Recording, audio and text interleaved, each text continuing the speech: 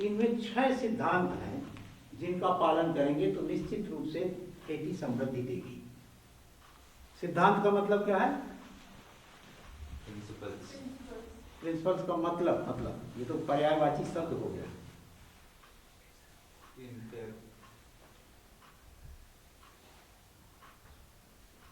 माने सिद्धांत को अंग्रेजी में प्रिंसिपल कहते हैं, लेकिन उसका मीनिंग क्या है, अर्थ क्या है उसका? जिनका पालन करना। हाँ, नियम का पालन करना एक बात हो।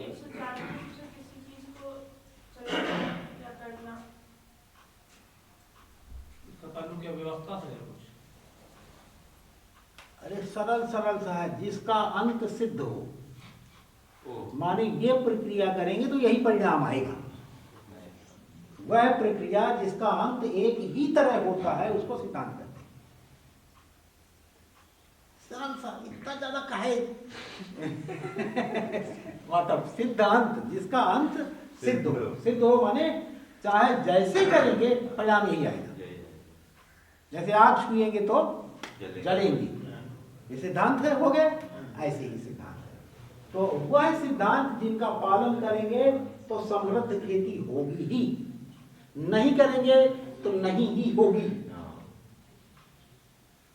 सिद्धांत का मतलब है इसका पालन करेंगे तो समृद्ध होंगे, नहीं करेंगे तो नहीं होगी। ये सिद्धांत है। तो पहला सिद्धांत क्या है? आत्मनिर्भरता का सिद्धांत। सिद्धांत समझ में आ गया ना? वह प्रक्रिया जिसका हरदम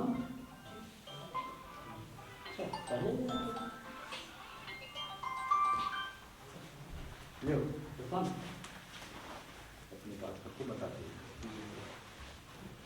तो सिद्धांत का तात्पर्य है जिसका अंत सिद्ध हो, अर्थात वह प्रक्रिया जिसका पालन करने पर एक ही प्रकार का परिणाम आता है, उसी को सिद्धांत कहते हैं। एक सरल वह अर्थ जिसको हर व्यक्ति समझ सकता है, बाकी तो बहुत सारी डिक्शनरी में होंगी। तो खेती के सिद्धांत का मतलब वह प्रक्रिया जिसका पालन करने पर हम समृद्ध होंगे ही, प्रकृति में संतुलन आएगा ही, खाद्य सुरक्षा देश की बढ़ेगी ही, शरीर की पौष्टिकता या जिसके लिए आहार है पौष्टिकता बढ़ाएगा ही, उसकी परंपरा बनी रहेगी ही। माने परंपरा भी बननी है ना, तो खेती में ही मानवीय परंपरा बनी रहेगी। तो यह पालन करने पर वही प्रक्रिया बनी रहेगी। तो पहला सिद्धांत है आत्मनिर्भरता का सिद्धांत। आत्मनिर्भरता माने,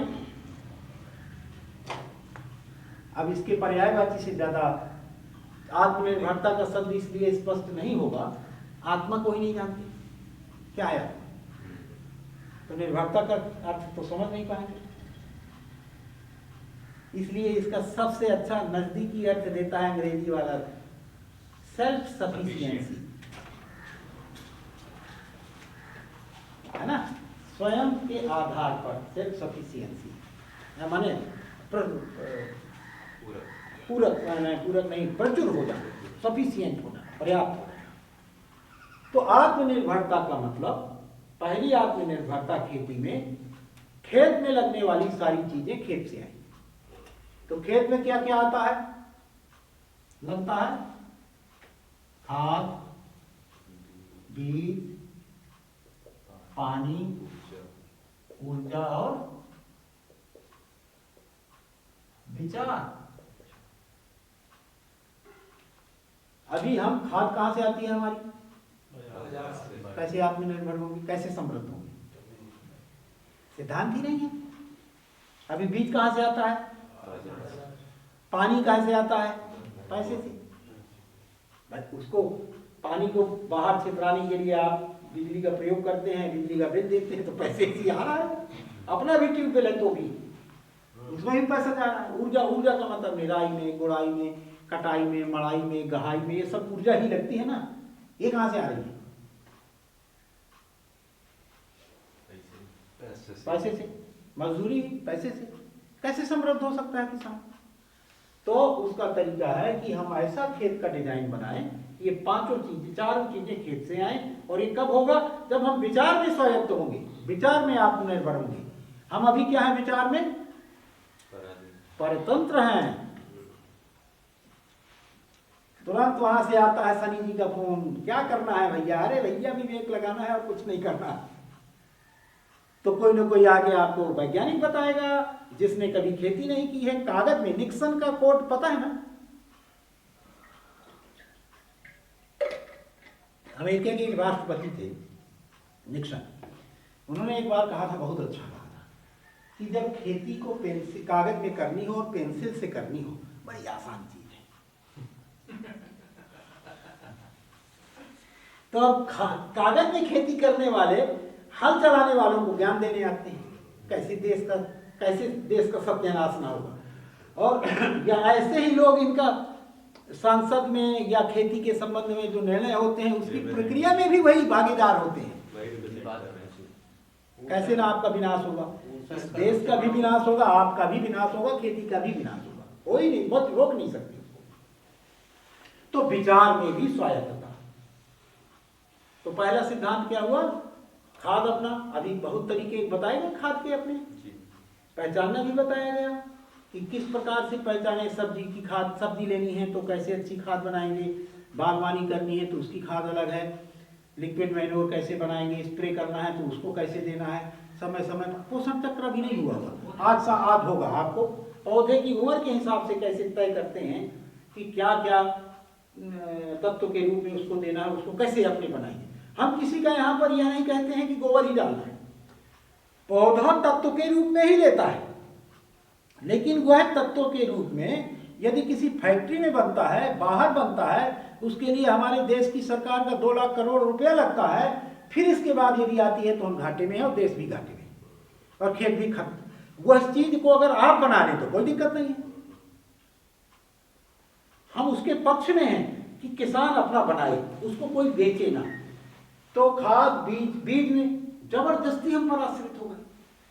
मेरे 1980-90 तक कल्पना ही नहीं करते थे, उसको अच्छा किसान नहीं मानते थे जो बीज दूसरे से लेता था।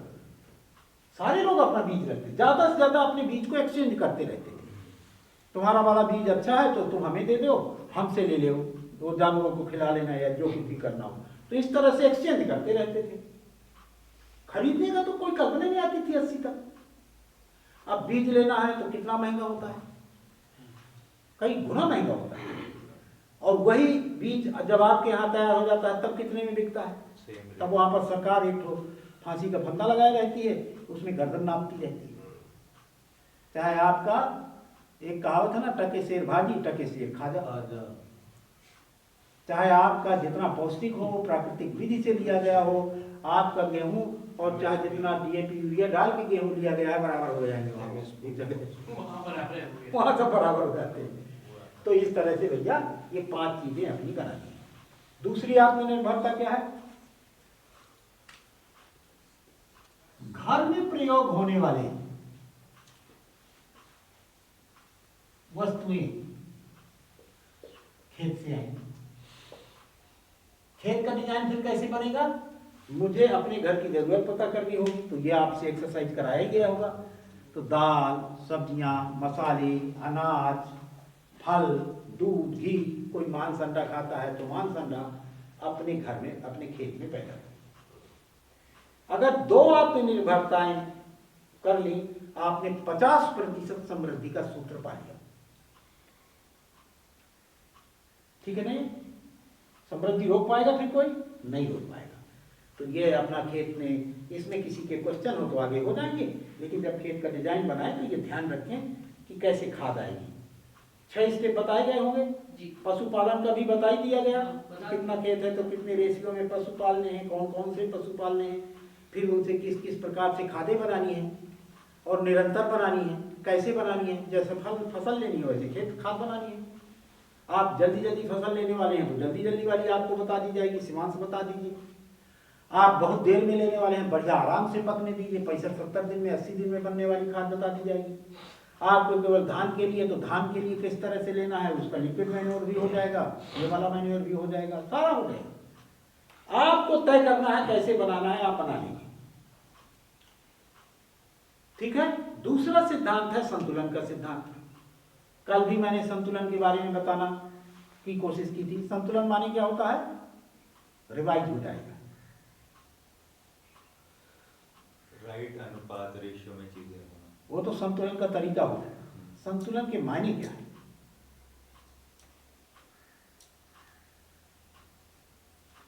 भारहीन स्थिति, भारहीन स्थिति, हाँ। साइकिल चलाते हल्कापन, सब कुछ करते हुए न करने का एहसास। इसी का नाम अगर और डिटेल में करेंगे तो इसी को सुख कहते हैं, इसी को शांति कहते हैं, इसी को संतोष कहते हैं, इसी को आनंद कहते हैं। सुख कब होता है? जब हमारे विचारों में संतुलन होता है, हर चीज का समाधान है। शांति कब होती है? जब परिवार में संतुलन होता है। समृद्धि कब होती है? जब प्रकृति का संतुलन पहचानते हैं और उसको मेंटेन करते हैं, समृद्धि होती है। संतोष कब होता है? जब समाज में हमारा संतुलन बन जाता है। आनंद कब होता है? जब पूरी ब्रह्मांड से संतुलन बन जाता है, हम नित्य आनंद में रहते हैं। तो संतुलन ही आनंद है, संतुलन ही के लिए हम सारी चीजें करते हैं। लेकिन ये संतुलन प्राप्त कैसे होता है? ये कल बात हुई थी कि जल संतुलन, वायु संतुलन, ताप संतुलन, जिस प्रकार से हमारा शरीर पित्त वात कफ के संतुलन से चलता है, उसी प्रकार से यह धरती जल संतुलन, वायु संतुलन और ताप संतुलन से जीवंत बनी रहती है। फिर इसके बाद पशु पक्षी जीव जंतु और हमारे शरीर विधिवत बने रहते हैं। जब मनुष्य इस धरती में आया, यह संतुलन बना बनाया पाया। अब जब से मनुष्य आया तब से इसके अंदर यह शक्ति है कि इसको बना और बिगाड़ सकता है। तो बना बिगाड़ सकता है अर्थात धोखे से कर रहा है तो बिगड़ रहा है, अभी खेती करते हुए भी बिगड़ रहा है, बाकी चीजों से भी बिगड़ रहा है। लेकिन हमारा यहाँ पर कहना कैसे एक किसान पूरे को मेंटेन कर सकता है, उसका एक सूत्र यहाँ पर है। क्या सूत्र है? हमारा खेत इस धरती का एक अंग है। जैसी धरती को होनी चाहिए संतुलित, अपने खेत को बना दें और सारे किसान बना देंगे तो एक समय पूरी धरती संतुलित हो जाएगी। इस आशय से इस संतुलन के सिद्धांत को, और इस संतुलन को धरती में प्राप्त करते ही हमको क्या प्राप्त हो जाएगा? समृद्धि। हम सब कुछ भी न कर, जैसे मुझे आपने यहां कुछ करते हुए देखा, अब सब कुछ हो रहा है कि नहीं? पूरा देखिए आप, दूध का काम हो रहा है, खाद का काम हो रहा है, बीज का काम हो रहा है, जुताई बुआई निराई गुड़ाई, और अब जब दूसरे का काम था बीच में वो भी निपटा के आ गए। कोई पड़ोसी किसान पूछने आया कि इसमें क्या देना है, कौन सी खाद देनी है, वो बता के आ गए जल्दी से, आपके साथ फिर आ गए। तो ना कर दे माने कोई उलझन नहीं है, काम सब हो रहा है। ये संतुलन की स्थिति है। मुझे लगता है यही सब प्राप्त करना चाहते हो। आदमी के अंदर उलझन कब होती है? जब हम समाधान नहीं पा रहे हैं। इस बार किया और फिर इसके बाद करने का भी बोध नहीं लगा, फिर दोबारा किया, फिर उसका परिणाम नहीं आया, इसलिए वो उलझा जाता रहता है। जिसको आर पार पता है कैसे करना है, एक बार किया और अपना अलग किया, उसका परिणाम जैसे वो गेहूं बो दिया, अब हमें पता है कि इतने दिन के बाद इसमें पानी देनी है, इतने दिन के बाद खाद देना है, इतने दिन के बाद कटाई आ जाएगी और इस तरह से मड़ाई कर लेंगे। संतुलन में सब चलता रहेगा, असहजता नहीं आती है। तो संतुलन का सिद्धांत का तात्पर्य है सब चीजें संतुलित होगी तभी हम सुख शांति संतोष आनंद में आएंगे। और धरती में अपने खेत में संतुलन पा लेना खेती का दूसरा सिद्धांत है। तो जितना मात्रा पेड़ों की होनी चाहिए पूरी धरती में अपने खेत में कर लें, संतुलन हो गया, मैंने अपने हिस्से का काम कर दिया। जितना पेड़ पौधे, ये धरती सबकी है, पेड़ पौधों की भी है, पशु पक्षियों की भी है, मनुष्यों की भी है, क्योंकि नहीं है, उनका हिस्सा दे दिया। जब उनके हिस्से को नहीं देंगे तो परेशान होंगे, उनको दे दिया वो भी खुश, हम भी खुश। तो ये संतुलन का दूसरा सिद्धांत है। अब इसमें यह नहीं लगेगा कि मैंने आलू लगा लिया, मैं तो लिप्टिस लगा दूंगा। जैसे सवेरे बात हो रही थी तो मैंने मेंथा लगा दिया। अरे भाई संतुलन में करो, नहीं तो मेंथा लगाने वाले कितने साल बाद मेंथा को लगाते हुए लगातार 4 साल किसी को देखा है,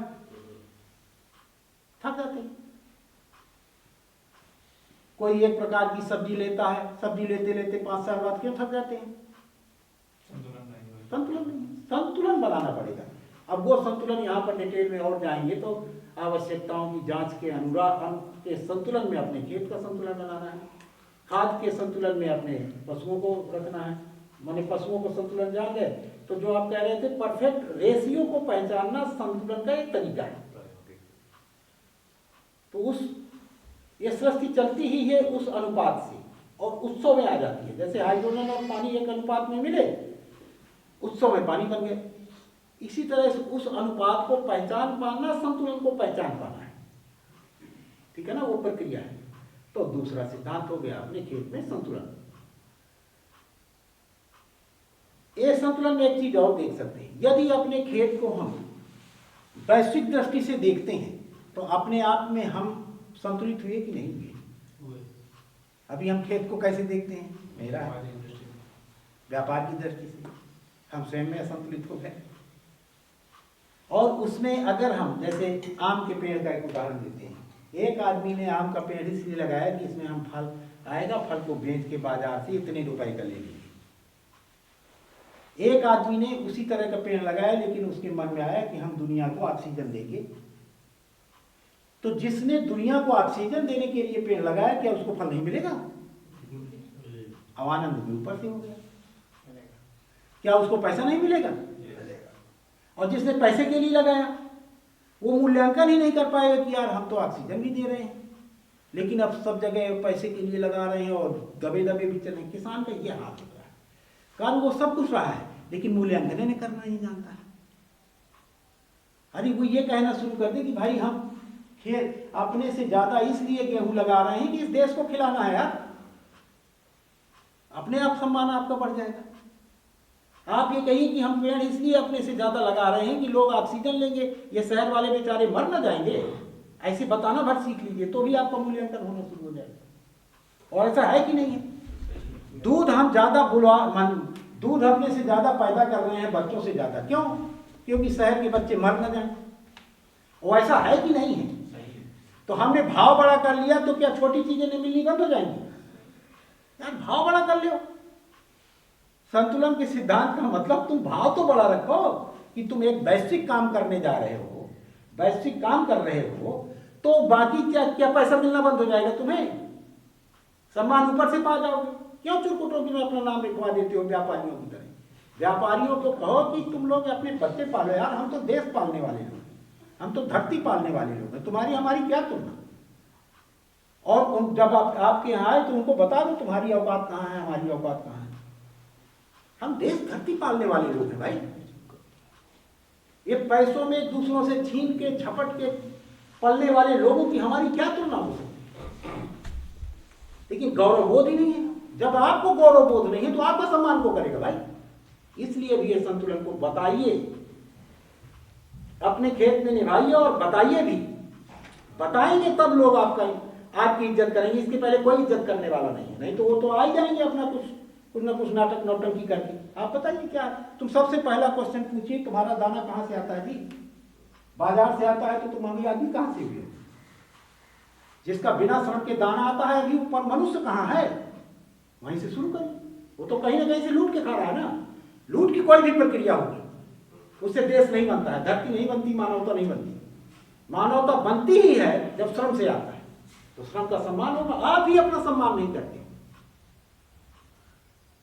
क्यों? क्योंकि अपना मूल्यांकन नहीं करना, ठीक है ना। इसलिए भी संतुलन की जरूरत है। तीसरा सिद्धांत है पौष्टिकता का सिद्धांत। अब कोई भी आता है इसका ज्यादा पैदा होता है, ज्यादा पैदा क्यों करना है? ज्यादा पैसा मिलेगा।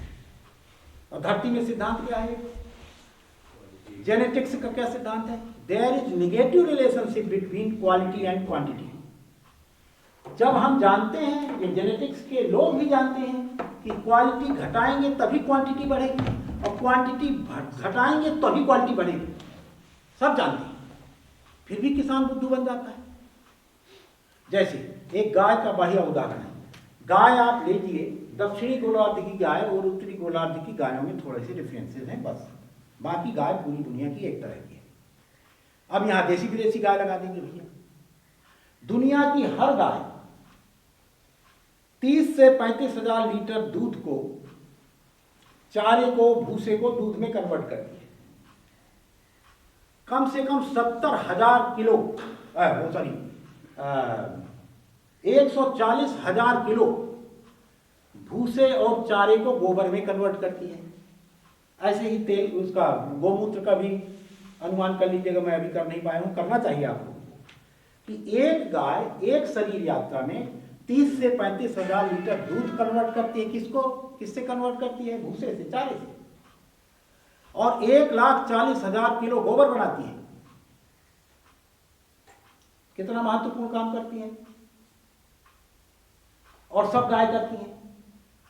इन लोगों ने बुद्धू बनाने के लिए क्या किया कि जो गाय साल भर में 1200 लीटर दूध देती है उसको 2400 लीटर वाली बना दिया, जेनेटिक मॉडिफिकेशन करके।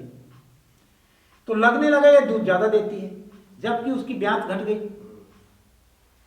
जो गाय 15 साल 20 साल, हमारे यहाँ 20-22 साल तक की गाय रही है, जो अपने शरीर यात्रा में 20 बार 22 बार ब्याती है, तो 22 बच्चे देगी, 22 साल तक गोबर बनाएगी। आपने केवल दूध लेने के चक्कर में गोबर बच्चों का सबका नाश कर दिया और कहते हैं दूध देने वाली गाय है। तो उन्होंने क्या किया, वैज्ञानिकों ने सरकार को बुद्धू बनाया, और सरकार और वैज्ञानिक दोनों मिलकर किसान को बुद्धू बना रहे हैं। और सरकार और ये वैज्ञानिक और ये किसान तीनों मिलकर अपने आगे आने वाली मानवता की पीढ़ी को बुद्धू बना रहे हैं। माने ऐसे लोग हैं जो अब जिस जाल में बैठे उसी को काट रहे हैं। गायों की वंश परंपरा समाप्त होने जा रही है। इस गाय को उससे क्रॉस कराओ, उस गाय, अरे भाई मनुष्य जाति का विकास इसमें नहीं है कि इसको उससे सुअर को गाय से क्रॉस करा दो, इसका जीन उसमें डाल दो। आपको सिलेक्शन का अधिकार है। इस धरती में ज्यादा दूध देने वाली गाय भी हैं, ज्यादा अच्छे बछड़े देने वाली गाय हैं, जैसी आपको गाय चाहिए ले आइए। सिलेक्शन का अधिकार है। तो हम जान गए हैं तो उसको बिगाड़ने का अधिकार मान लेते हैं। तो यह बुद्धू बनाने वाला नियम है। पौष्टिकता के आधार पर अगर किसी किसान ने एक भी बार कंप्रोमाइज कर लिया, अपने ऐसे बीजों को लालच के चक्कर में अपने घर में अपने खेत में ले आया जो बाजार से आते हैं, टर्मिनेटेड हैं, और या बार बार बोने पर उसी तरह का रिजल्ट नहीं देते हैं, तो हर बार अपनी जेब कटवाइए, आर्थिक नुकसान। दूसरा नुकसान क्या होगा, उसकी पौष्टिकता में कमी होगी। अंत में खाने के लिए होगा, जो भी खाएगा बीमार ज्यादा पड़ेगा, बीमार ज्यादा पड़ेगा तो इनकी दुकानें चलेंगी। तो किसी भी काश्तकार को पौष्टिकता से कोई कंप्रोमाइज नहीं करना, ऐसी विधियों को विकसित करता रहे जिससे क्वालिटी भी बढ़े और क्वांटिटी भी बढ़े। तो वो बहुत धीरे धीरे होता है, उसका एक प्राकृतिक विधि होती है। उस प्राकृतिक विधियों का इस्तेमाल करते करते इसको पा जाते हैं। जैसे धान में यदि देसी घी में उसको जब बिजाई करते हैं तो उसको देसी घी में उसको मोहन कहते हैं, मोह के, और उसमें एक जूट के बोरे में उसको 2 दिन के लिए 4 दिन के लिए रख दीजिए। जब अंकुरित हो जाए उसकी बुआई करिए, फिर दूसरी बार भी उसी बीज को उसी तरह से फिर करिए। ऐसा 3 या 4 बार करने पर आपके धान में सुगंधी आ जाएगी। तो इस तरह की बहुत सारी प्राकृतिक विधि, जैसे पपीता है, 2 प्रकार का ग्रोथ होता है, एक वेजिटेटिव ग्रोथ होता है, एक ये फल वाला ग्रोथ होता है। तो यदि वेजिटेटिव ग्रोथ ज्यादा हो जाता है तो फल की मात्रा घट जाती है। तो पपीते को बार बार ट्रांसप्लांट करने से फलक बढ़ जाती है, फल का साइज बढ़ जाता है, फल की मात्रा बढ़ जाती है, वेजिटेशन रुक जाता है। तो इस तरह से तमाम प्राकृतिक विधियों से आप क्वालिटी और क्वांटिटी दोनों का विकास कर सकते हैं और खोजते रहना चाहिए। लेकिन क्वांटिटी के चक्कर में क्वालिटी से कोई समझौता नहीं करना चाहिए कि हमें बाजार में ज्यादा, वो बाजार में एक बार मिलेगा, 2 बार में आप फंस गए, ठीक है, और खा रहे हैं। और क्यों, तीसरा कारण भी है उसका, ये शरीर हमारा कितने साल के लिए बना है मनुष्य का? 80 से 100 नहीं, 120 औसत आयु इस शरीर की 120 वर्ष है। हम क्यों कोई 60 साल में, कोई 40 साल में, कोई 50 साल में विदा हो रहे हैं? यही कारण है, तो पौष्टिकता कारण है। बिल्कुल। और क्या है, ये शरीर बना है 120 साल तक। पौष्टिक आहार पाएगा तो शरीर को कम मेहनत करनी पड़ेगी, शरीर ज्यादा पुष्ट होगा। अब हमने जैसे मान लीजिए 100 ग्राम खाना खाने से हमें 80 ग्राम पौष्टिकता प्राप्त होती है, तो 100 ग्राम ही पचाना पड़ेगा। मशीन तो हमारी 100 ग्राम के लिए काम की, पौष्टिकता ज्यादा हो गई तो शरीर के यूज हमने कम किया। इंटरनल वाइटल जो अपनी वाइटल ऑर्गन्स है वो कम चले, ठीक है ना। और हमने अब ऐसा खाना खाया जिसमें पौष्टिकता तो अभी 40 ग्राम है, लेकिन खाना 200 ग्राम खाना है, तो मशीन चली 4 गुनी, माने मशीन को 80 ग्राम पौष्टिकता की शरीर को जरूरत है, उसके लिए उसको 4 गुना परिश्रम करना पड़ा। तो अगर लगातार उस मशीन का इसी तरह दुरुपयोग, जैसे आप गाड़ी ले आए, उसमें गलत मोबियाइल डाले दे रहे हैं हर बार, कितने दिन चलेगा? बैठेगा। या गलत डीजल पेट्रोल डाले दे रहे हैं, या गंदा पानी डाले दे रहे हैं, या एयर क्लीनर में कुछ फिल्टर को साफ नहीं कर रहे हैं। 4 में से कोई भी चीज अगर गड़बड़ कर देंगे तो इंजन कितने दिन चलेगी? इसी तरह ये, इसको पौष्टिक आहार दीजिए, 50 ग्राम में काम चल जाता है। अभी एक वीडियो मैंने देखा सर्दिनिया का, वहां पर औसतन 120 वर्ष ही लोग जीते हैं। अभी जापान में भी आया, अभी एक और देश का कुछ आया है, हमारे यहाँ भी 120 साल तक ही जीते थे लोग, 121 साल 120 साल जीते थे। तो उन लोगों ने बताया कि आदमी मनुष्य की तरह चरने के लिए थोड़ी आया है, हमने आहार की अपनी पौष्टिकता घटा ली है। तो जीवन पौष्टिकता को पहचानता है, आहार को नहीं पहचानता है। तो बार बार मन चलता है कि और खाएं। जब भी खाना खाने के बाद आपका मन चले कि और खाएं, तो मान लीजिए आपने अच्छा आहार नहीं खाया है, अच्छा अपने घर का घी हो, दूध हो, तो एक रोटी नहीं धंसती है, हरदम लगेगा खाए, माने छके छकाएगा, ठीक है ना। तो आहार के पौष्टिक होने पर मशीन कम चलती है, शरीर ज्यादा दिन तक जीवित रहता है। ठीक है ये सिद्धांत। तो 3 सिद्धांत ये पौष्टिकता के सिद्धांत को याद रखना है। तो हम तो खाने के लिए खेती कर रहे हैं, क्यों भाई उसको करेंगे? अब ऐसी खेती करने पर लगता है उत्पादन कम होगा, नहीं होगा, खाना भी तो कम लगेगा, खाना भी कम लगेगा। चौथा है उर्वरता के सिद्धांत। अभी ये जीतू ने बताया आपको कि जितना मात्रा में कार्बन के रूप में ही हम सारी चीजें लेते हैं, मान लीजिए हम साल भर में 1 एकड़ से 100 कुंटल लेते हैं भूसा के रूप में, दाने के रूप में, तो हमारा काम है कि उसको मेंटेन रखें ताकि नित्य निरंतर ये उर्वरता बनी रहे। असली किसान की असली पूंजी क्या है? जमीन नहीं है, जमीन की उर्वरता ही उसकी असली पूंजी है। अब उस पूंजी को कौन सा व्यापारी है जो अपनी पूंजी खोकर सर्वाइव कर पाएगा? और हम तो ऐसे ही कर रहे हैं, डीएपी डालकर, यूरिया डालकर, केमिकल, तमाम केमिकल डाल के, और केमिकल डाल के क्या जमीन को देते हैं? तो केमिकल से हम जमीन को कुछ भी नहीं दे रहे हैं, बिना कुछ दिए कब तक लेते रहेंगे उससे? विचार की बात है ना। और कार्बन घट के आ गया 0.05 तक आ गया, बताते हैं 0.02 0.02 आ गया ना। 30-40 साल और बस काम खत्म। अरे क्यों 30-40 साल जग गए हैं, अपना बढ़ाइए इसको, बढ़ाएंगे, उसका इंतजार क्यों करना है ना। तो वो कैसे बढ़ता है ये अभी बता ही दिया गया होगा आपको। कार्बन बढ़ना एक बार का प्रक्रिया नहीं है, वो नित्य निरंतर चलने वाली प्रक्रिया है। कार्बन कैसे बढ़ता है नहीं बताया। जब आप बार बार कंपोस्ट डालते हैं, कंपोस्ट में माइक्रोबैक्टीरिया होता है, कार्बन होता है, उसको खाने के लिए बड़े सॉइल्स आते हैं, जैसे बड़े जीव जंतु आते हैं, जैसे केचुआ है। जब केचुआ क्या खाता है? कार्बन के साथ में माइक्रोब्स भी खाता है, उनको मिक्स करके जो बीट करता है, तब जाके कुछ ग्राम कार्बन बढ़ा। ऐसा जब नित्य निरंतर प्रक्रिया चलती है तब जाके सॉइल कार्बन बढ़ता है। सॉइल कार्बन मनुष्य नहीं बढ़ाता है, उस धरती में उपलब्ध जीव जंतु बढ़ाते हैं। वो जीव जंतु तब बने रहेंगे जब उसके लिए आप वातावरण बनाएंगे, धरती को ढक के रखेंगे, उसका टेम्परेचर 35-36 डिग्री से ज्यादा नहीं होने देंगे, उसमें नमी बनाए रखेंगे, तब जाके 10-20 साल में सॉइल कार्बन बढ़ता है। सॉइल कार्बन आदमी के बस का नहीं है,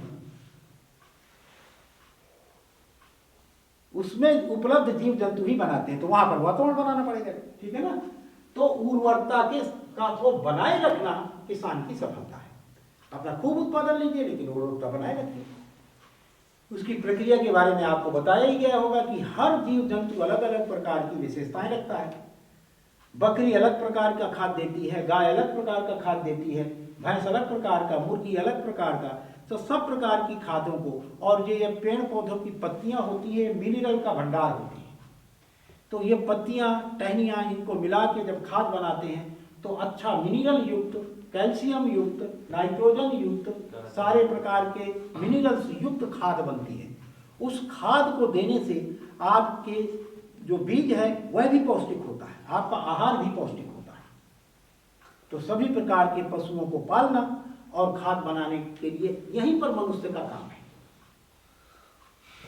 खाद बनाना मनुष्य का काम है, माने गोबर वो करती है, अब उसको किस रेशियो में कैसे मिलाना है ये मनुष्य का काम है। तो ये उर्वरता का सिद्धांत है, इसको समझें, इसको बनाए रखें। अगर बनाए रखेंगे तो नित्य निरंतर समृद्ध रहेंगे। उर्वरता को खोकर अपने खेत का डिजाइन बनाएंगे तो निश्चित रूप से आप नहीं कुछ पाएंगे। पांचवा है रोजगार का सिद्धांत। रोजगार का मतलब, इसकी हमें हिंदी नहीं मिल रही है इसलिए रोजगार शब्द का प्रयोग कर रहे हैं। इसका मूल सिद्धांत यह है कि ये धरती जैसे पशु पक्षी पेड़ पौधे सबकी है, उसी तरह धरती सभी मनुष्यों की है। मेरे नाम खतौनी हो गई है इसके मतलब मेरी नहीं हो गई है। यह हमारे व्यवस्था दोष के कारण जमीनें व्यक्तिगत है। जमीनें कभी व्यक्तिगत नहीं होती हैं, जमीनें सबकी ही होती हैं, या कोई भी प्राकृतिक ऐश्वर्य सबका ही होता है। नदी, पहाड़, धरती, हवा, पानी, ये व्यक्तिगत नहीं होती है। हम पूंजी के प्रयोग से या अपनी ताकत के प्रयोग से उसको व्यक्तिगत बनाए हुए हैं, और यही हमारे उसके बीच में कंपटीशन का, प्रतिस्पर्धा का, प्रतिक्रांति का कारक भी है। तो इससे कैसे मुक्त हुआ जाए? तो आवर्तनशील खेती में यह पांचवा सिद्धांत हम इस रूप में इससे मुक्त रह सकते हैं कि अपने खेत को हम माने ही नहीं कि मेरी व्यक्तिगत है। तो ये कितने लोगों का कैसे तय करेंगे? तो जैसे मेरे गांव में 3000 की आबादी है, और मान लीजिए मेरे गांव में 3000 लोग रहते हैं, तो प्रति बीघा कितना आया? एक व्यक्ति। और मैं मान लीजिए 10 बीघे का या 20 बीघे का काश्तकार हूं, तो 20 बीघे में मेरे परिवार में मान लीजिए 8 लोग हैं, तो कितने लोग हो गए? 12 लोग तो अभी और पलने चाहिए इस खेत से। तो 12 लोगों का अगर पेट पाला मैंने, तब ये खेत सफल, तब समृद्ध होंगे। इसके पहले कोई तरीका नहीं है आपके समृद्ध होने का। दूसरों का हिस्सा मार के कभी कोई समृद्ध नहीं होगा, चाहे वो खतौनी बनाए रहे, चाहे कुछ भी बनाए रहे। इसीलिए आपको जितने बड़े काश्तकार उतने ही बड़े कर्जदार मिलेंगे। समृद्ध वही होगा जो उदारता पूर्वक खेत में रहता है। देख लीजिए इसको जांच के। इसमें किसी को कोई शंका है क्या? इसकी माने ये बात तो स्वीकृत हो जाती है। मैं तो बिल्कुल नई बात कह रहा हूं। अगर हम कोई ना कोई तरीका निकाल के, हाँ चूंकि मैं मालिक हूं इस समय, तो मैं तरीका मैं निकालूंगा। मेरी शर्त पर लोग 12 लोग खाना पाएंगे, तो शर्त लगा लीजिए भैया, पशुपालन बढ़ा लीजिए, प्रोसेसिंग लगा लीजिए। अगर कुछ भी नहीं लगाते हैं, आपका पूरा पड़ जाता है, तो भैया भंडारे चला लीजिए। खाना जाना चाहिए पेट में किसी के। तमाम ऐसे वंचित, ऐसे खाने पीने से वंचित ऐसे लोग हैं, रहते हैं, वहां पर अपना दाना पहुंचाइए या लोगों को अपने यहाँ खिलाइए, वो सबसे बढ़िया है। हर काश्तकार को अपने फार्म हाउस में एक भंडारा रखना चाहिए, और गांव के जो लोग सम्मान सहित खाना पहुंचाना चाहिए। हम इस पक्ष में हैं। क्यों? क्योंकि सरकार के लिए भी एक विकल्प देना है। सरकार अभी क्या करती है, हमारे ही गांव का दाना, हमारा ही दाना 15 लीटर डीजल पीता है 1 किलो दाना, और जाके किसी गोदाम में सुताता है 2 साल 4 साल, फिर वहाँ 2-3 100 ग्राम 400 ग्राम जहर पीता है, फिर वही दाना 10-15 लीटर डीजल पीकर फिर गांव में वापस आके किसी गरीब को मिलता है। यदि काश्तकारों ने ये जिम्मेवारी ले ली अपनी अपनी क्षमता अनुसार, तो सरकार को निवेदन किया जा सकता है कि ये जहर और डीजल से बचाइए, हम सीधे खिला देंगे भाई, ज्यादा अच्छा होगा, ताजा मिलेगा, हम भी समृद्ध होंगे, सरकार का ये कसरत बच जाएगी, जबरदस्ती की कसरत बच जाएगी, है ना? ठीक है ना? तो इसका एक सूत्र, एक उदाहरण बन सकते हैं आप लोग, अगर ऐसा कर लेते हैं। तो रोजगार का सिद्धांत का मतलब अपने खेत में जितने ज्यादा से ज्यादा लोगों को इन्वॉल्व कर सकते हैं, वो आपके खेत की सफलता है, वही आपकी समृद्धि है। जैसे ही आपने सोचा कि मैं इससे पशुओं का हिस्सा निकाल दूं, अपने भाइयों का हिस्सा निकाल दूं, सभी लोगों का हिस्सा निकाल दूं, मैं मार लूं। आज तक दुनिया में कोई भी एक व्यक्ति अपने भाइयों का, मनुष्यों का हिस्सा काट कर सुखी नहीं देखा गया है, एक भी। पूरे विश्व को ब्रिटेन ने लूटा, क्या हाल है उसका? ब्रिटेन तबाह है कि हम तो लुटे हैं, लूटा तो ब्रिटेन ने है, तबाह कौन है? लुटेरा कभी भी अंत में लुटेरा ही मरेगा, जिसको लूटा गया है वो तो खड़ा ही हो जाता है लपटा के। तो हम ऐसी व्यवस्था में जाना चाहते हैं कि ना कोई लूटे ना कोई लूटे। इस मानवीय व्यवस्था के लिए ये सूत्रपात हो सकता है कि हम ज़्यादा से ज़्यादा लोगों को, इससे और क्या होगा, पलायन रुक जाएगा। मनुष्य की सबसे कीमती चीज हमारे परिवार की क्या होगी? एक साथ नेक्स्ट जनरेशन बच्चे। वेरी गुड, तालियां होनी चाहिए। मनुष्य जाति की सबसे कीमती चीज है उसके बच्चे। अभी हम बच्चों को अपने से अलग करके कहां भेज देते हैं? क्या यार पागलपन है। खाने पीने का भी खूब प्रबंध है, जिसके पास 15 बीघे 10 बीघे 50 बीघे खेत है उसको खाने पीने की कोई तकलीफ नहीं, लेकिन बच्चों को भेज दिए। कैसे सुखी रह सकता है? मैंने देखा कि बहुत बड़े पदों में रहे, अरबों खरबों रुपया कमा लिया, और उनको बाद में अपने नातियों से कहते हैं भैया मुझे अपने खेत में जला देना। माने ध्यान इसकी, माने तुम्हारा अपने खेत में बना रहा, मन से तुम खेत में बैठे रह रही यार। मन से जब वहां बैठे रहे तो शरीर को कहे को वहां भगा दिया। ऐसी व्यवस्था कर लो कि यहीं बैठे रहते, और जो दुनिया तुम वहां जाके पाए क्या हो। अगर तुम फ्रिज पाए हो, कूलर पाए हो, तो हम भी पा गए हैं, गांव में भी बिना गए पा गए। तुमने कौन सी ऐसी चीज पाई है जो हम गांव के लोग नहीं हैं, हमारे पास नहीं है? तुमने अपना परिवार तोड़ा, समाज तोड़ा, अपने घर पुश्तैनी कमाई तोड़ी, स्वतंत्रता तोड़ी, हाँ कुल मिला के स्वतंत्रता तोड़ी। अब जाके कहां बैठे हो तुम? तुम्हारे अरबों रुपया हो, लेकिन तुमसे सब छूटा है। अंत में ऐसी व्यवस्था कर ली कि सब छोड़ के चले जाते हैं। जिसके साथ रहने में सुख होता है उसको छोड़कर सुख ढूंढ रहे हैं। बच्चों के साथ रहने में सुख होता है, गांव वालों के साथ रहने में सुख होता है, और गांव वालों को कह देते हैं मजदूरी करके जाओ। तो अगर अपने खेत में आप गांव के एक एक व्यक्ति को भी रोक लेते हैं, इस समय की धरती की मानवता की सबसे बड़ी सेवा है, उसको बर्बाद होने से बचा रहे हैं आप। शहर में जाना माने उसका वंशनाश हो जाना है। शहर में जाके कोई लौटा है आज तक? बड़ा भाग्यशाली लौटा है, लाखों करोड़ों में एक। वहां जाने के बाद खो जाता है, समाप्त हो जाता है। उस महासागर में एक बूंद की तरह मिल खत्म हो जाता है, और उसको प्रगति मान लिया है हमने। अरे प्रगति के तरीके को बदलो भैया। आदमी को फूल की तरह खिलना है, जहां पैदा हुआ है वहीं और विकसित हो, फिर और विकसित हो। तरंग की तरह उसको पूरी धरती के लिए विकसित होना है। पूरी मानव जाति मेरी अपनी है। ऐसे हम कहीं आगे जाने वाला रास्ता अपना लेते हैं, किसी से ऊपर उठने वाला रास्ता अपना लेते हैं। तो आगे जाने वाले रास्ते में कबाड़ इकट्ठा करने लगते हैं। मेरे पास गाड़ी अच्छी हो गई, ये ऊपर वाले जाने वाले रास्ते में हिमालय पहुंच जाते हैं, बाबा बन जाते हैं, और फिर वही बाबा ससुर दुकान चलाता है। अरे तुम यार अब अकेले रहते, अब वो जाके अपनी दुकान चला रहे।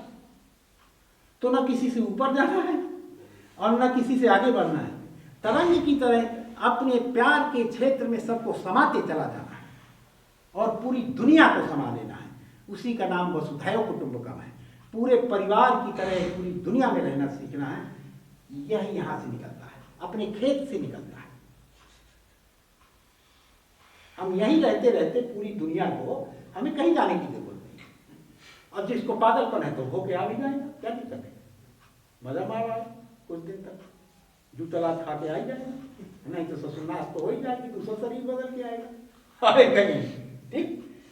अब अंतिम है समृद्धि का सिद्धांत। समृद्धि क्या है?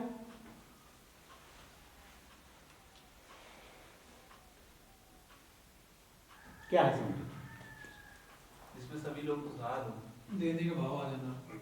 हाँ ये सही है, देने का भाव आ जाना। देने का भाव कब आता है? जब हमारे पास हो जरूरत से ज्यादा। अच्छा तुम्हारे पास अभी है, जैसे मैं चश्मा मांगू तो दे दे, जरूरत से ज्यादा। पैसा है दे दे जब सब अपने जब अपने हो। क्या सिद्धांत, जिसके जितना होता है उतना कंजूस। तो उत्पादन में जुड़ने से समृद्धि का भाव आता है, और उपकार में जुड़ने से लोभ का भाव जाता है। संग्रह और लोभ क्यों आता है? भय भय से। किस भय से? कम ना पड़ जाए। कोई छीन न ले, बच्चों का क्या होगा, फलाने के क्या होगा। ठीक। और इसका मूल क्या है? उत्पादन से जुड़ा ना हो। तो उत्पादन और उपकार, ये दो चीजें अगर जुड़ जाती हैं तो हम लोभ और संग्रह दोनों से बच जाते हैं। इसी को अपरिग्रह कहते हैं, इसी को समृद्धि कहते हैं। हमारे अंदर ये भाव है कि इस साल पर्याप्त से अधिक गेहूं हुआ है, दाल भी है, चावल भी है, सब्जियां हुई है, सब कुछ हुआ है। अब मैं इस साल 20 शिविर कर सकता हूं, और एक शिविर में 40 लोग भी आए तो हम 800 लोगों को साल भर के लिए चकाचक है हमारे पास। समृद्धि, खूब शिविर चल रहे हैं। ठीक। अगर हमारे पास ये भय हो, नहीं है, उत्पादन नहीं हो, तो फिर कैसे उपकार होगा? तो क्या करेंगे? ज्ञान देंगे दूसरी तरह का, जेब में नजर रहेगी, थोड़ा सा इधर थोड़ा सा दे दी, नाटक करते रहेंगे, नजर रहेगी जेब में। अच्छा अमेरिका से आए हैं तो ज्यादा अच्छा वाले मिठाई खिला देंगे इनको, क्योंकि इनके ज्यादा होगा, अपने तो भाई अमेरिका से आए। ऐसे ही होता है। अच्छा अमेरिका से आने के बाद बाबाओं के यहाँ स्पेशल वो मिल जाती है, बहुत ज्यादा मिल जाती है, स्पेशल ट्रीटमेंट। स्पेशल ट्रीटमेंट मिलता है। तो समृद्धि का मतलब है देने का भाव आ जाना, समृद्धि का मतलब है प्रचुरता, समृद्धि का मतलब है एक खुशबू अपने आप बिखरती है ना वो। तो दया कृपा करुणा का संयुक्त रूप है। तो समृद्धि कब आती है? जब उत्पादन से जुड़ते हैं और उपकार से जीते हैं, ये दोनों के कॉम्बिनेशन से आना है। तो समृद्धि इस नियमों का पालन करने से आती है, और उपकार के लिए प्रयास करना पड़ता है, अपने आप को जवाब देना पड़ता है, क्योंकि देने के लिए तो निर्णय लेना पड़ता है ना, कि मेरे पास अब 3 जोड़ी जूते हैं तो मैं 2 जोड़ी दे दूं या 1 जोड़ी दे दूं, तो निर्णय लेना पड़ेगा ना। तो उपकार पूर्वक जीना और उत्पादन करना और उपकार पूर्वक जीना, इन दोनों के कॉम्बिनेशन में समृद्धि आती है। और इसी वजह से आपने अभी किसानों के यहाँ खूब विजिट कर रहे हैं आप लोग। कोई किसान है जो बिना कुछ दिए भेजता है आपको? सारे किसान कुछ ना कुछ दे के भेजते हैं। और किसी पैसे वाले के पास जाइए तो क्या कहेंगे, कौन समृद्ध है? और किसान तो बेचारा 4 बीघे का है, 2 बीघे का है, 5 बीघे का है, टमाटर खिलाए तो खिलाए ना, कुछ ना कुछ देने का मन था उसका, ना भी दे पाए तो कम से कम मन तो था। और किसी अमीर आदमी को जानते हो, पानी ना पिलाए पानी रखा हो तो भी ना पिलाए, जब तक मतलब ना हो, जब तक मतलब नहीं। तो उसको समृद्ध कहेंगे। लेकिन नकल किसकी कर रहे हैं मर्यादा साहब अभी आप?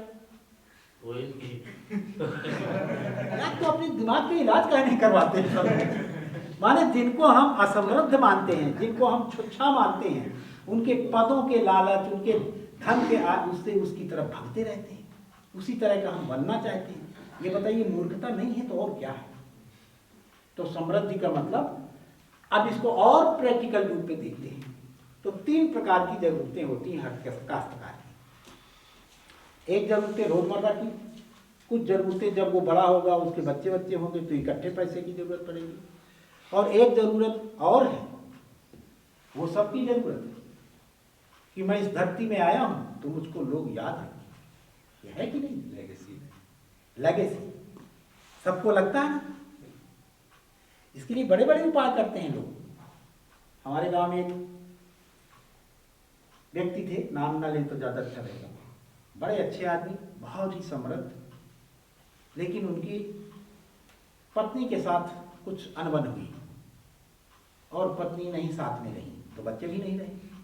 वो लोग 4 भाई थे 40 बीघे से 300 बीघे से अधिक के काश्तकार हो गए।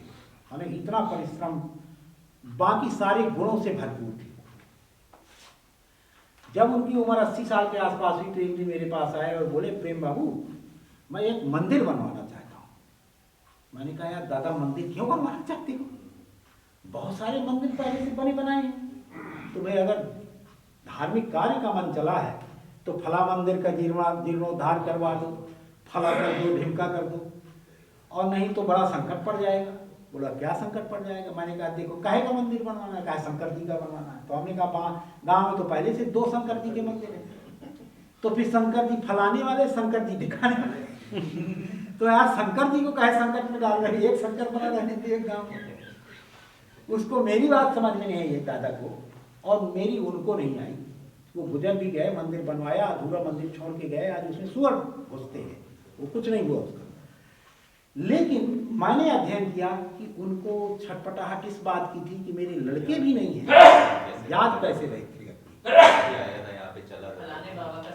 फलाने, कम से कम याद रखेंगे। माने हर व्यक्ति की ये भी एक चाहत होती है, ये मेरी समझ में आया। तो 3 प्रकार की जरूरतें हो गई। एक तो रोज की जरूरतें, रोज की जरूरतों का आपने आकलन किया ही होगा, उसमें कुछ पैसा भी होता है। रोटी, दाल, चावल, सब्जी, ये तो होता ही होता है, कुछ पैसा भी चाहिए। तो पैसा कहाँ से आएगा? तो अपने खेत के डिजाइन में डाल लीजिएगा पहले से। मान लीजिए रोज 700 रुपया लगता है तो 1000 रुपये रोज का, और बड़ा सरल है अगर योजना पूर्वक डाल लेंगे, बहुत सरल है। बिना किसी परिश्रम के 1500 रुपये आ सकते हैं अगर आपके खेत के डिजाइन में डाल दिया। जैसे हमारे यहाँ मुर्गी आ गई कड़कनाथ, मुर्गी आप क्या अंदाज करते हैं कितना रुपए रोज दे देती होगी? लेकिन हमारा इंटेंशन चूंकि पैसे का नहीं है तो उसको घटाते बढ़ाते रहते हैं।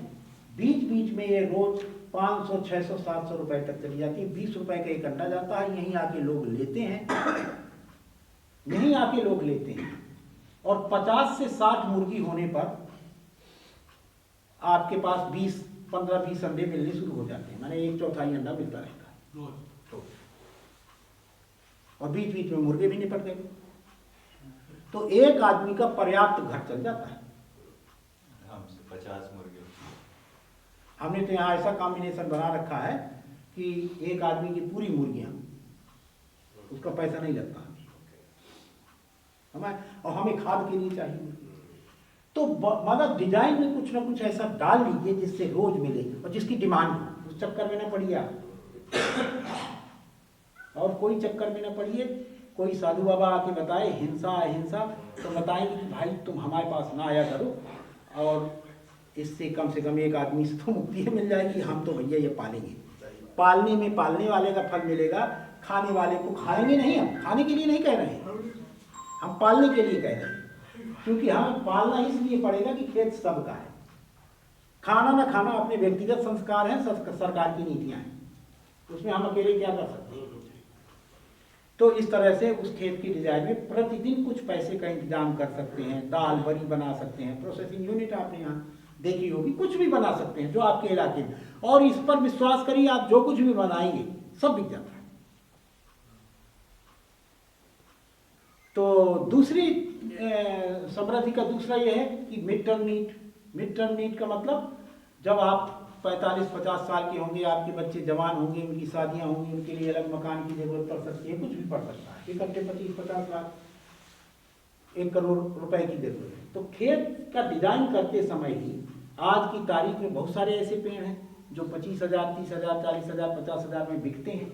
ऐसे पेड़ों को गिन के लगा दीजिए आप।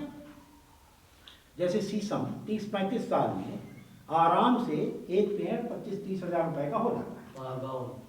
सागौन, तो सागौन, शीशम, इस तरह कुछ भी आप लगा दीजिए पहले से, और उनको ठीक उसी समय बेचिए जब आपको जरूरत है, इकट्ठा पैसा मिल जाएगा। डिजाइन बनाना है, सब आ जाता है, और कोई हमें जाने इसके लिए उपकार करना पड़ता है। तो उपकार पूर्वक रहिए।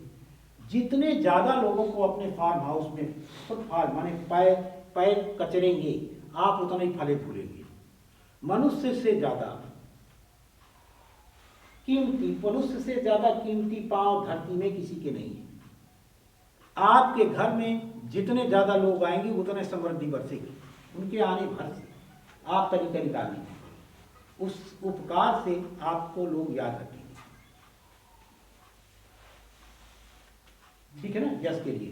तो ये 6 सिद्धांत हैं जिनको ध्यान में रखेंगे तो सुनते ही आपको लगा होगा कि ये तो समृद्धि का रास्ता है।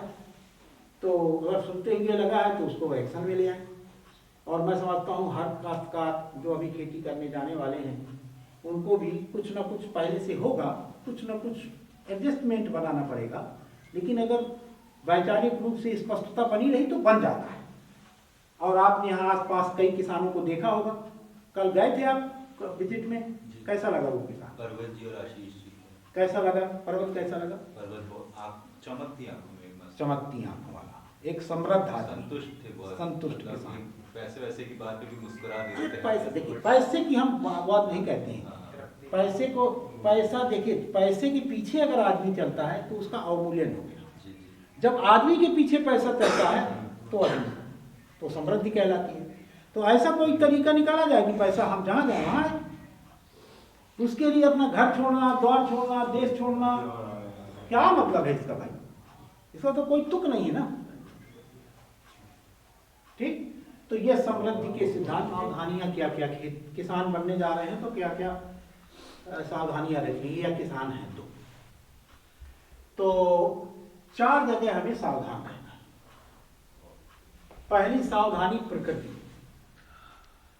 प्रकृति में निरंतर बदलाव हो रहा है, जिसको कुछ लोग क्लाइमेट चेंज कह रहे हैं, कुछ लोग इसको क्लाइमेट क्यास कह रहे हैं।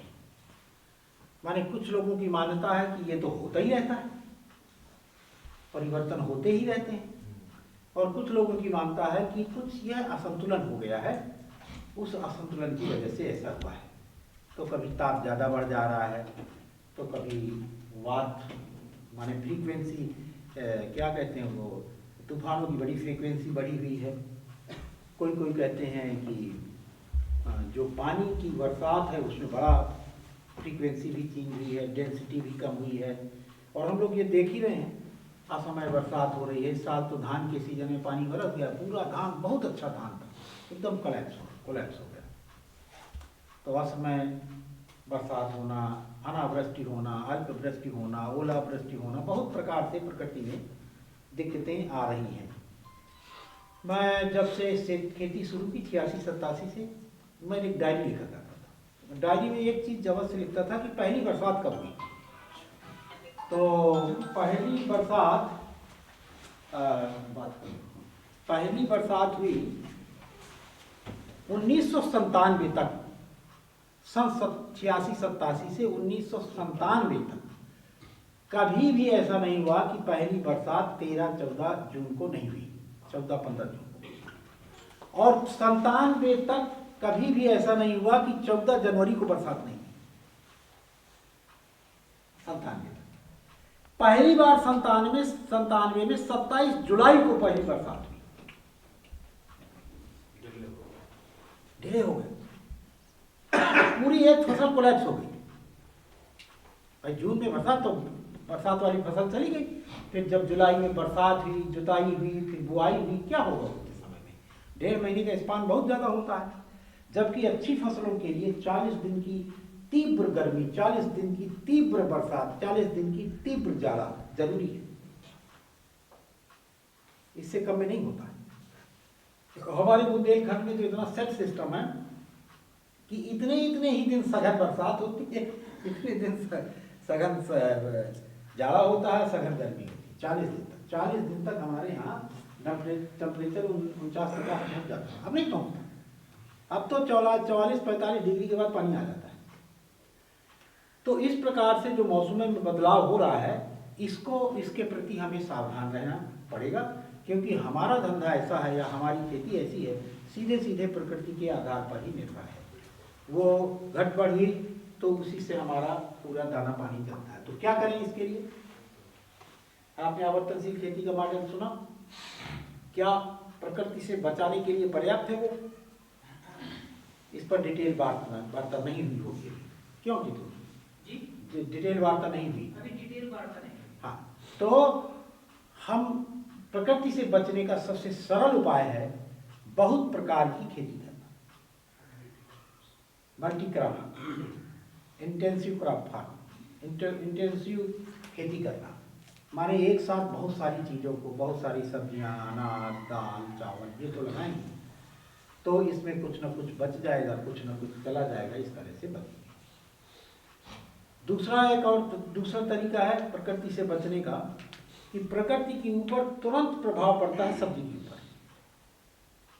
उससे थोड़ा सा ज़्यादा सहन शक्ति अनाज की फसलें रखती हैं, तेली फसलें रखती हैं, उससे ज़्यादा सहने की क्षमता धान गेहूँ रखता है, अनाज का। उससे भी ज़्यादा सहने की क्षमता वृक्षों में है, पेड़ पौधों में है, बागवानी में है, तो कुछ ना कुछ बागवानी आवर्तनशील खेती में बताई जाए। और सबसे ज़्यादा क्षमता होती है पशुओं में। तो अपने मॉडल में, खेती के मॉडल में फसलें तो रहे ही, अनाज सब्जी दाल चावल रहे ही, साथ में कुछ ना कुछ फलों की खेती और कुछ ना कुछ पशुपालन रहे ही, तो हम मौसम के मार का इकट्ठा जो प्रभाव है उससे बच सकते हैं। तो इसी को आवर्तनशील खेती मॉडल कहते हैं। लेकिन मुझे लगता है फसल रह जाती है, रह गई क्या, फसलों के बारे में बातचीत रह गई, वो व्यस्त हो गए किसी और काम में। तो प्रकृति से बचने का ये उपाय है। दूसरा है सरकार। सरकार क्या क्या चीज नियंत्रित करती है? सरकार की कुछ जिम्मेवारियां होती हैं, उसकी व्यवस्थाएं होती हैं। पहली व्यवस्था अपने सैनिकों को खिलाना, दूसरी व्यवस्था अपने कैदियों को खिलाना।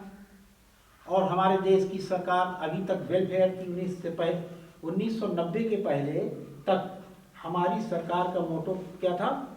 वेलफेयर। 90 के बाद नहीं है, वेलफेयर। वेलफेयर में गरीबों को खाना खिलाना, तो पीडीएस प्रणाली है, 80 करोड़ लोगों को हम खाना देते हैं। वो भी कहाँ से आता है? मिड डे मील, सारे विद्यालयों में हम एक बार का खाना पहुंचाते हैं, ये भी कहाँ से आता है? खेती से आता है। तो खेती तो सबसे बड़ी ग्राहक कौन हो गई? सरकार। अगर 1 रुपया भी रेट बढ़ेगा तो सरकार का तो लाखों का बजट चला जाएगा। तो इसलिए वो किसी न किसी विधि से किसान के प्रोडक्ट को माने कंट्रोल में रखती है, उस अनुपात में रखती है जिस अनुपात में उसकी आमदनी है, जितने में उसको खरीदना है। तो उसमें रूप तरह तरह के बदलती रहती है, लेकिन आज तक उसने छोड़ा नहीं है। तो पहले खेतों को कंट्रोल करते थे सरकार। अंग्रेजों की जब सरकार थी तो उन्होंने 1793 के बाद क्या किया था? परमानेंट सेटलमेंट में सीधे खेत पे कंट्रोल कर दिया था।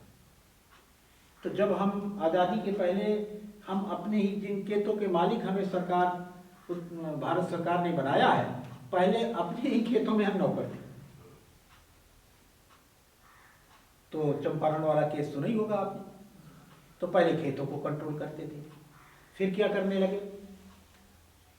किसान को कंट्रोल करने लगे। तुम 1/3 हिस्से में ये पैदा करोगे, तुम जैसे नील की खेती करवाते थे ऐसे ऐसे करवाते थे। भारत सरकार भी ने मालिकाना हक तो दे दिए, जमींदारी विनाश अधिनियम भी लागू कर दिया और पूरी एक तरह से स्वतंत्रता दे दी, लेकिन लेवी देते ही थे। लेवी देते थे। लेवी का मतलब समझे आप लोगों के ज़माने में नहीं थी।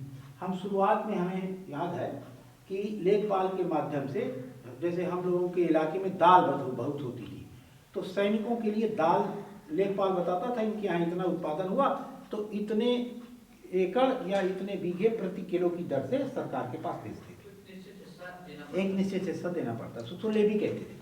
हाँ, 75 का लेना है आपको, देने देना। हाँ, देने देना। सन 75 के बाद अब रेट कंट्रोल करके हमको कंट्रोल कर रही है। अब रेट कंट्रोल करती है कि इतने रुपए से इतने रुपए में हम खरीद लेंगे, और बाजार को इस तरह से नियंत्रित करती है इनडायरेक्ट कि उससे ज्यादा बाजार जा नहीं ना पाए। कि किसान बाजार में क्यों बेचेगा? जब बाजार में तो तभी बेचेगा जब सरकार से कम पैसा मिलेगा, वहां ज्यादा पैसा मिलेगा। तो सरकार एमएसपी, एक एमएसपी विभाग बना। आप लोगों ने बहुत सारे आंदोलन एमएसपी बढ़ाने घटाने के लिए चलते ही रहते हैं, सरकार से संघर्ष चलते रहता है किसानों का। तो 2 कमोडिटीज को सरकार एमएसपी कानून से, हालांकि आज की तारीख में यदि देखें तो राजनीतिक इच्छा शक्ति की कमी की वजह से ही ये काम चल रहा है। हमारी सरकार के पास अब कोई कमी नहीं है, जितनी सब्सिडी देती है वो सब्सिडी बंद कर दे, सरकार चाहे तो उतने ही पैसे में उसके अन्न का भंडार इन सब चीजों के लिए हो जाए। खुले मार्केट में खूब उपलब्ध है। सरकार चाहे तो किसानों को कंट्रोल के ऊपर से कंट्रोल छोड़ सकती है, लेकिन सरकार कोई भी दुनिया की किसानों से पूरा कंट्रोल नहीं खोना चाहती है। इसका एक उदाहरण बताऊं मैं आपको कि 1947 के पहले जब बहस हो रही थी और जब यह सरकार ने तय कर लिया कि किसानों को उनके खेत का मालिक बना दिया जाए, तो फिर ये तहसीलदार का और लेखपाल का और फिर वसूली वाले इनका क्या जरूरत है, इनको खत्म कर दिया जाए। अंत में जानते हैं क्या निर्णय आया? सिंबॉलिकली इनसे, अभी हम 2 रुपए 1 रुपए देते हैं, सिंबॉलिकली इनसे अभी खतौनी बनाएंगे तो उसमें लिखा रहता है ना, क्या लिखा रहता है, लगान कुछ शब्द लिखा रहता है, पैसा 50 रुपए 40 रुपए 10 रुपए 20 रुपए, हाँ उस भाषा में तो बाकी कहते हैं हम लोग, लेकिन उसका किराया है कुल मिला के, नाम कुछ भी हो उसका। तो अभी भी हमको यह ध्यान दिलाए रखने के लिए कि तुम सरकार की जमीन है, तुम्हारी जमीन नहीं है, वो खतौनी में लिख के आता है। तो कोई भी सरकार किसानों को पूरा छुट्टा नहीं छोड़ना चाहती, आज तक नहीं छोड़ा किसी ने, कोई ना कोई प्रकार अंतर। इसी तरह ये अब सरकार के पास कोई ऐसी मजबूरी नहीं है, न कोई पैसे की कमी है, न उत्पादन की कमी है। सरकार चाहे तो अब इससे मुक्ति पा सकती है, लेकिन पाएगी नहीं, क्योंकि बहुत बड़े राजनीतिक इच्छा शक्ति के और इतने सारे विभाग बना दिए और उन विभागों के लाखों करोड़ों कर्मचारी हैं, वो चील की तरह नोचना शुरू कर देते हैं, हम क्या करेंगे, हम क्या करेंगे। और हालांकि बहुत इच्छा शक्ति की मजबूत सरकार है, लेकिन इतना ये विजन ही नहीं होगा उसके पास कि ये भी कर सकती थी, नहीं तो कर सकते थे। हाँ, विजन नहीं आया उनके पास। ये बहुत बड़ा कलंक है जिस देश में, जो देश किसानों के देश के रूप में जाना जाता है, उस देश में अभी किसान शब्द ही परिभाषित नहीं है। संविधान में कहीं पर किसान शब्द परिभाषा नहीं है। ये बड़ी विडंबना है। और किसान की परिभाषा हो जाने पर जो जातिवाद के आधार पर जितनी राजनीति हो रही है सब खत्म हो जाएगी, क्योंकि हम सब अंततः किसान ही हैं और किसान के रूप में बराबरी की पहचान हो जाएगी सबकी। तो ये रिजर्वेशन वाला जो ये भी कोलैप्स हो जाएगा, जबकि वो गैर संवैधानिक है। तो सरकार की कुछ मजबूरियां हैं, तो कैसे, मैं आपको केवल ध्यान आकर्षण करवाना चाहता हूं। तो धान और गेहूं को वो मूल्य कंट्रोल करके कंट्रोल करती है। दूसरा दूध को कैसे कंट्रोल करती है? अभी तक तो दूध सरकार माने सेनाएं अपने डेयरी होती थी उनकी। भारतवर्ष की सबसे बड़ी डेयरी कहाँ है, सेना की कहाँ थी? अभी बिकी है 2014 के बाद कश्मीर में बेच दी उन्होंने। अब दूध को कैसे कंट्रोल करते हैं? ना, कोऑपरेटिव सोसाइटी, पूरी कोऑपरेटिव सोसाइटी दुनिया भर भारतवर्ष की सब असफल हो गई, लेकिन दूध वाली सफल, क्योंकि अंडर टेबल सरकार उनको पोषित करती रहती है, उनके वेतन देती रहती है। उनका एक ही काम है कि किसानों के दूध का रेट न बढ़ने पाए। चाहे तुम डेनमार्क से मंगाओ, चाहे कहीं से मंगाओ, उसको घोल के अमूल के नाम से, पराग के नाम से बेचो, लेकिन रेट नहीं बढ़ने पाए। तो अभी लागत मूल्य से आधे में भी किसान अपने, और मुझे तो बड़ा आश्चर्य हुआ कि अमूल जिसका बड़ा नाम है, वहां के काश्तकार अभी भी 35 और 40 रुपए लीटर दूध अमूल उनसे खरीदता है। हमारे यहाँ कुछ गुजरात के किसान आए थे प्रशिक्षण लेने, तो उन्होंने तो पर्ची दिखाई हमें। तो बड़ा ये जैसे पराग है ना, पराग के जो मैनेजमेंट कमेटी है उसको सरकार हेल्प करती रहती है कि हम तुम्हारा जो घाटा है वो पूरा कर देंगे। भाई वो तो धंधा कर रहे हैं, वो तो घाटे में जाएंगे ही। साथी है, पराग है, बहुत प्रकार के नाम मिलेंगे आपको देश भर में। ये सब इनडायरेक्ट रूप से सरकार पोषित रहते हैं। उनका एक ही काम है दूध का रेट को कंट्रोल करना। इसी तरह आलू को कैसे कंट्रोल करती है? Cold storage. तो सारी चीज़ों को जो किसान उत्पादन करता है वो सरकार की अपनी व्यवस्थाएं हैं, अपनी राजनीतिक मजबूरियां हैं। अब मान लीजिए बहुत ज़रूरी नहीं है इन सब चीज़ों को करने के लिए। अब हमारा देश कोई गरीब देश नहीं है, हम अब सेना में हम अधिकार दे सकते हैं, उनको पैसा दे सकते हैं, वो खुले मार्केट से चीज़ें खरीद के अपना खा सकते हैं, और कुछ चीज़ें वो करते ही हैं, ऐसा ही करते हैं। बाकी चीज़ें तो ऐसे ही करते हैं, सब्जी आती ही है इस तरह उनकी। तो लेकिन बड़ी राजनीतिक उसकी निर्णयों की ज़रूरत होती है। तो हम कैसे अपने आप को बचा सकते हैं? तो फार्म का डिजाइन बनाते समय सरकार प्रत्यक्ष या अप्रत्यक्ष रूप से जो भी नियंत्रित करती है उसको ज़्यादा उगाने से बचें। और ये गेहूं दाना आलू से कम कम उगाएं, अथवा उगाएं तो प्रोसेस कर लें। सरकार को मजबूरी क्यों है आपकी? भाई सरकार ये कानून तो नहीं बना सकती है कि जबरदस्ती बेचे। वो लेवी वाला कानून तो है, वो लेवी वाला कानून तो बना नहीं सकती, क्योंकि लोकतंत्र के विरोध में हो जाएगा, है ना। और ऐसी मंशा भी नहीं सरकार के पास, ऐसा जो संवैधानिक ताकत भी नहीं है। इसीलिए जो ये 3 कानून आए थे, कृषि का कोई कानून नहीं था, सब दूसरे कानून थे, जबरदस्त उसको घोषित किया जा रहा था, क्योंकि किसानी के लिए कोई कानून बना ही नहीं सकती सरकार। ये दिक्कत सरकार की है या संविधान से? संविधान में प्रॉब्लम, संविधान में है ये, तो सरकार तो उसी को मैनिफेस्ट करेगी। तो खैर, तो हमें किसानों को ये सावधान रहना है कि जिनको सरकार मजबूर है उसको या तो अपने भर के लिए उगाएं तो उसको प्रोसेस कर लें, तो हम इस संकट से बच सकते हैं, इसमें सावधानी रखेंगे। तो तीसरा है बाजार, मुद्रा और व्यापार। अभी हम खेती काहे के लिए करते हैं?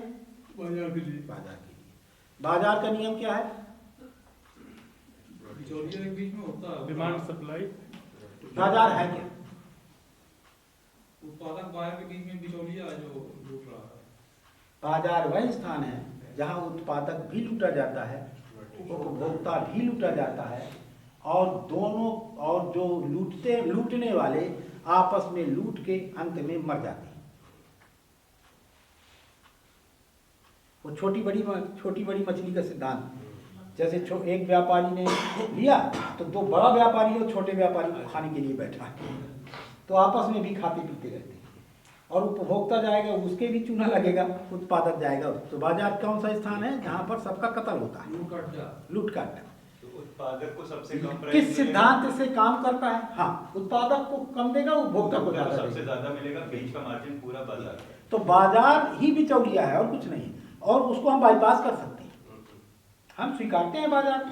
मैं बताऊंगा अभी बाजार की प्रक्रिया क्या है। अभी आपने किसने बताया? आपने भैया ने बताया। Demand and supply. बाजार किस सिद्धांत से चलता है? डिमांड ज़्यादा, माने उपभोक्ताओं ने डिमांड ज़्यादा कर दी, उत्पादकों ने सप्लाई कम कर दी, रेट बढ़ गया। इधर डिमांड कम हो गई, सप्लाई ज़्यादा हो गई, रेट डाउन हो गई। और किसानों का कैसे चलता है? वो तो ज़्यादा से ज़्यादा उत्पादन के लिए ही प्रयास करता है, जैसे ही उसने ज़्यादा उत्पादन किया वहाँ पिट गया।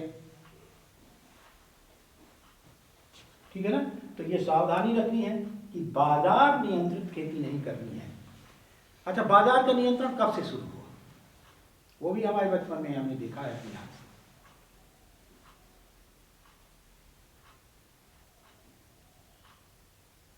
अंग्रेजी शासन ना, अरे 1980 में शुरू हुआ है। 1980-90 के बाद बाजार का इतना प्रभाव किसान के मन में आया है। उसके पहले बाजारें गांव के बाहर लगती थी। किसान मेरे बचपन में 6-6 महीने बाजार नहीं जाते थे। बाजारें लगती थी साप्ताहिक, कहीं मासिक, कहीं वार्षिक। तो बाजार यदि आपके पास आती है, आप सुरक्षित हैं। यदि आप बाजार के पास गए तो निश्चित गला कटा के आएंगे। बाजार एक बड़ी चीज है, किसान उसकी तरफ मुंह करते ही उसका आधा बल चला जाता है। इसलिए बाजार से लड़ नहीं सकते हैं, सरकार से, बाजार से और मौसम से, तीनों से लड़ नहीं सकती। इनसे सावधान रह सकते हैं। बाजार के चलने का माध्यम क्या है? मुद्रा। मुद्रा क्या है? Means of exchange. Means of exchange. Means of exchange अब क्या हो गई है? कंट्रोल करने का साधन। तो पैसा तब तक अच्छा है, पैसा माने मुद्रा, प्रतीक मुद्रा, प्रतीक मुद्रा तब तक ठीक है जब तक एक्सचेंज ऑफ, और जैसे ही उससे कंट्रोल करने लगे हम, उसी का नाम पूंजीवाद है। जैसे ही पैसे से या तो हम कंट्रोल होने लगे या हम कंट्रोल करने लगे, दोनों पूंजीवाद है। तो जो लोग पैसे से कंट्रोल करने लगे, बाजार का माध्यम क्या है? मुद्रा। और मुद्रा से कंट्रोल होने लगे हम, तो हम भी पूंजीवादी हो गए। हमारे दिमाग में आ गया कि पैसा होगा तो सब कुछ होगा, पैसा नहीं होता तो कुछ नहीं होता। और प्रयास साहब कही रहे थे, जेके पैसा है, जेके पैसा है वही का सब कुछ है। कह रहे थे ना, ऐसा है क्या? जैसे ही हमने इसको स्वीकारा, हम आ गए लपेटे में। तो पैसे से कंट्रोल होना और पैसे से कंट्रोल करना दोनों पूंजीवादी हैं। जो लोग पैसा का विरोध करते रहते हैं, अडानी की गाली गलौज करते हैं, फलाने के, वो भी वही है पूंजीवादी। उन्होंने मन से स्वीकार लिया है कि पैसे से ही हम कंट्रोल करें, पैसा लिए जा रहा है, उनको लगता है मेरा छीने जा रहा है। जबकि हम क्या मानते हैं? केवल एक्सचेंज का माध्यम है, इसकी कोई वैल्यू नहीं रह जाती है जैसे ही आपके पास उत्पादन है। तो यही पैसा, अच्छा, तो बाजार क्या हो गया? वह स्थान जहां उत्पादक और उपभोक्ता दोनों लूटे जाते हैं। लूटने का माध्यम क्या है? पैसा माने तलवार। और करने वाला कौन है? व्यापारी। इन तीनों से मुक्त रहिए, व्यापारी से, बाजार से, धन से। ये तीनों आपके पीछे पीछे चलेंगे तो समृद्धि। बहुत अच्छे लोग होते हैं, लेकिन इनके पीछे पीछे आप चलिए, आप लुट जाएंगे, आप इनसे पार नहीं पाएंगे। व्यापारी, मुद्रा और बाजार, इन तीनों से अपनी खेती को मुक्त रखें। कैसे मुक्त रख सकते हैं? अपनी आवश्यकताओं की जांच करके अपने लिए खेती करना है, जो बच जाए उसको प्रोसेस करना है, प्रोसेस करके बाजार नहीं जाना है। उपभोक्ता को, जैसे कुआं प्यासे के पास थोड़ी जाता है, प्यासे को अपने पास बुलाना है, आप समृद्ध हो जाएंगे। तरीका भी निकल आया ना? फिर से रिपीट करना है, पर्याप्त तरीका। और चौथी सावधानी बैंक और ब्याज। ब्याज रात दिन चलती है, और हमारा अनाज दाल कितने दिन में आएगा? एक बार। और जो रात दिन चलती है उसको हम साल भर में 2 बार, ज्यादा ज्यादा कहीं कहीं 3 बार, जो 3 बार साल भर में आती है, उसको, उस दूरी को, जो रात दिन चलता है, उस दूरी को कैसे पालेंगे? इसलिए बहुत बहुत सावधान रहें। चाहे जितना सरकार लालच दे, चाहे बैंकें लालच दें, ये प्रोजेक्ट लगा लो, हम 50% छूट देंगे, 90% छूट देंगे, भैया कुछ नहीं देते हैं। आपकी योजना में कोई चीज है और उसको सरकार छूट दे रही है तो ले लीजिए। जैसे तालाब आपको बनाना है, ले लीजिए। आपको सोलर पंप लगाना है, ले लीजिए। अब कोई आपके पास आ जाता है कि आप पॉली हाउस बना लीजिए, 2.5 लाख रुपए देंगे या 5 लाख रुपए देंगे। पॉली हाउस का अध्ययन तो कर लीजिए, जहाँ जाड़ा होता है, माइनस में टेम्परेचर जाता है, वहाँ के लिए पॉली हाउस। यहाँ वैसे यार हम 49 डिग्री इलाके में रहते हैं, आप पॉली हाउस में करोगे क्या? तो एक अंदर में उड़ा उड़ा घूमता है। ज्यादा से ज्यादा गर्मी में फ्लेक्सिबल सेडनेट बना लीजिए। पत्ती की खेती जिसको करना है, 12 महीने करना है, तो उसके लिए एक बढ़िया डिजाइन अपने से तैयार करके ऐसा सेडनेट बनाइए जहाँ पूरब की रोशनी आ जाए, शाम की रोशनी आ जाए, और दोपहर की रोशनी को रोक दें। ऐसा सीधा सीधा ऐसा एक ग्रीन सेट बना दीजिए कि उसका 50% या 60%, 80% उसके प्रकाश के प्रभाव को रोक दे, और सवेरे की पूरी मिले और शाम की पूरी मिले। आप पत्तियों की 12 महीने खेती कर सकते हैं। सुभाष शर्मा जी को मैंने करते हुए देखा है, लेकिन वो सेट नेट का प्रयोग नहीं करते हैं, मैं बता रहा हूँ। लेकिन करके आप किसी भी टेम्परेचर में कर सकते हैं। जाड़े के लिए मान लीजिए, जाड़े में कौन सी सब्जी लेनी है आपको, ज़्यादा से ज़्यादा पौध उगानी है, तो उसके लिए छोटा सा बना लीजिए आप पॉली हाउस। तो कुल मिला के वो लालच देंगे कि ना ड्रोन ले लीजिए। अब जो भी आम, पहले मैंने सोचा यार आम के लिए ठीक रहेगा क्या ये, यहाँ पे वो डाल दिया करेंगे। पता चला वो इतनी तेज हवा फेंकता है कि अगर ड्रोन से हमने आम के खेत में जिस समय उसमें मंजरी आई हुई है वो पूरी मंजरी नीचे आ जाएगी, इतना तेज हवा देती है वो, तो पता चला आम ही ना रह जाएगा वो। तो इस तरह से पूरा अध्ययन कर लें, आपके कोई काम की चीज है तो लें काम। अच्छा, खेत छोटे छोटे हैं, 10 बीघे के 5 बीघे के खेत के लिए ड्रोन क्या करेंगे? अरे भैया एक आदमी को रोजगार मिल जाएगा, ठेके आएगा और उसमें 5 लाख रुपए का ले लीजिए। तो इस तरह से अपना सावधान रहिए, बैंक से और सरकार से कोई भी सलाह देती है उसको सुन लेना है और अपने योजना अनुसार ही लें।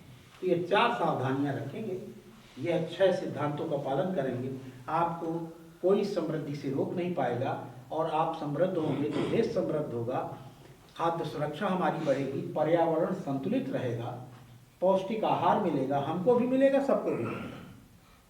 जय होगा, मंगल होगा, कल्याण होगा।